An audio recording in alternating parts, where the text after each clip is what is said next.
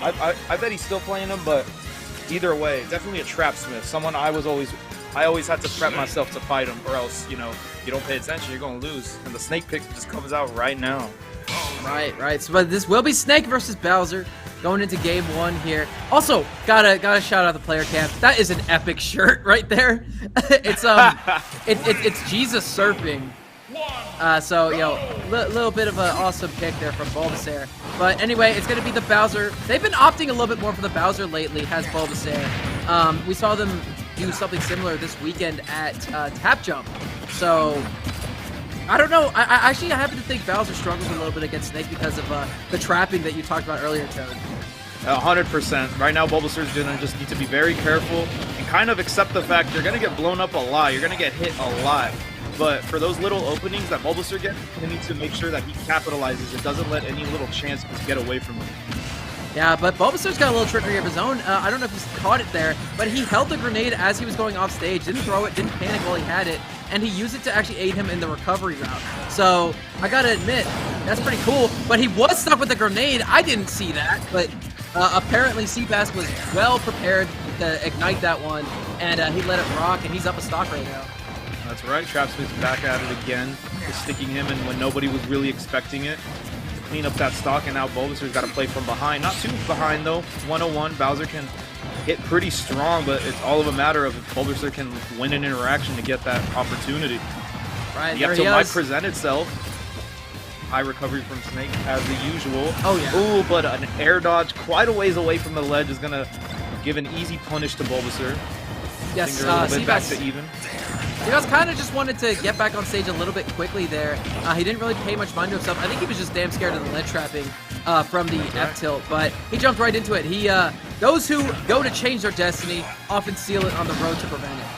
That's right. You know, he might have been trying to evade incoming fair from Bowser, which is a really big edge guarding tool used by most Bowser mains, but Bulbasir was pretty quick to catch on to that, but not quick enough to get back to ledge.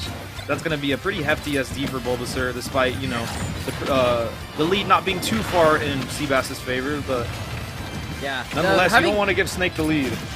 Right, yeah. Snake with the stock lead is such a devastating part of the video game because, look at this! All he needs to do is just sit back and throw grenades, and now Bulbasir can't approach. He's going to hit the side B, but Snake's a heavy lad, one of the heaviest characters in the game. I believe he's like top 20 heaviest, maybe just outside of there. But he'll be surviving that for quite a long time. And he's just trying to get this damage up on the board, but a nice pivot up tilt from Bulbasir is going to take that stock. He's at like 58-60% right now. And he's got an opportunity to bring this back, but he needs to mind these grenades and just stay away from all of the destructive options that Seabass could do. That's right, and as you saw right there, kind of forgot that there was the sticky on the platform, kind of just catching him off guard there. Every percent's going to hurt now because he's going to be sent more and more away, and if he has to recover against Seabass, I'm willing to bet Seabass might win that interaction just for the sake of the characters. But nothing's completely out of his grasp yet. He's still on stage, trying to find his opening. There it is. It might just present himself, but he needs to watch out because there is a C4 right in the center of the Pokeball. But he just is going to have it detonated. No down smash to be had. It's going to be caught up by a dash attack. He's going to use the uppie at just the right time to survive the Nikita, but it's unfortunate. I believe he might have been holding inward towards stage, but that up smash was going to hit him. Of course, the bad DI. Maybe he reacted to it a little too late, but that's just going to end Bulbasir's stock right there. Clever stuff coming in from Seabass.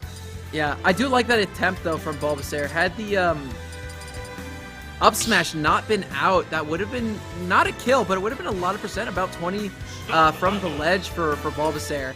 But unfortunately, he was just trying to hold in for the side B and wasn't quite ready to DI that up smash. Then again, maybe he did do it pretty nicely, but again, he wasn't a really high percent. Yeah. Yeah, that's right. I see a Game & Watch here, Toad. What do you think about this? Interesting stuff right there. I mean, it wasn't too far off in my opinion. I feel like Bulbasir, you know, buckling down a little more, could have won it with Bowser, but maybe he just doesn't want to do it right now. Game & Watch definitely is a good pick. Definitely has some tricks up his sleeve along with this character. But let's see if he's well versed enough in this matchup with Game & Watch to make as much of a dent as he did last game. I will say that Bowser definitely gets hit by these explosions a little bit easier. But the thing about Game & Watch is that the majority of their damage is via multi-hits. So he's not going to be able to get that one-strike potential damage that Bowser has. And, you know, if he's getting Nair onto Seabass when Seabass is holding Grenade, he's just going to get blown up out of it. And I also feel like this isn't something I need to mention, but Game & Watch is the third lightest character in the game, tied with Squirtle, and Bowser's the heaviest character in the game. So he's going to be dying much, much, much earlier. That is true, and he's going to need to win more interactions. But it seems like he's about to, after that hard read with the down smash was going to give him a nice little chunk of percent on Seabass to bring things a little more even. Right now, they're both very even. Bulbasir trying to capitalize on ledge. Can't quite get it. Seabass resets, but now he's back off stage. Dangerous position. The high recovery, though, always going to pay dividends for Snake. Yeah, it's so hard for a lot of characters in this game to go after him, but he has a full bucket right now after bucketing that C4. So the question is, will he just let it rip, or is he going to try and save it for the next stock? But if he lets it rip, he's going to have use of the reflector again. But hold up now. Hold up. He has a full bucket, and this is a new Snake stock, but Snake's going to go for the up tilt. Seabass giving himself a little bit more breathing room. But then again, one good combo into the down B, and it's curtains.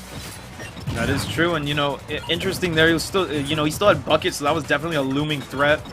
But, you know, the move that we kind of forgot about today was that up tilt. Such an insane move on all fronts.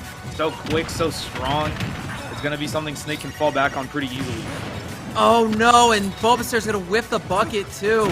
Unfortunate to say the least, because that was a guaranteed kill had that connected.